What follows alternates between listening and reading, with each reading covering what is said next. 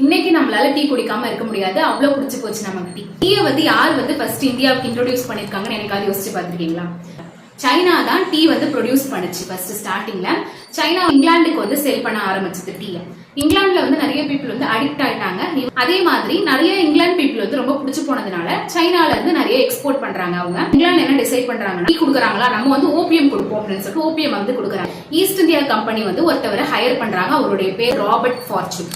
இவர் என்ன பண்றாருன்னா, சைனீஸ் மாதிரி தன்னை டிஸ்கைஸ் பண்ணி வேடமிட்டு சைனாக்கு போறாரு. அங்க போய் அங்க டீ பிளான்ட் திருடுறதுக்காக அவர் அனுப்பி வைக்கிறாங்க. கெமைலா சினாசிஸ் அப்படின்னு சொல்லிட்டு ஒரு பிளான்ட், டீ பிளான்ட் கரெக்டா கண்டுபிடிச்சி அதை எடுத்துட்டு வராரு.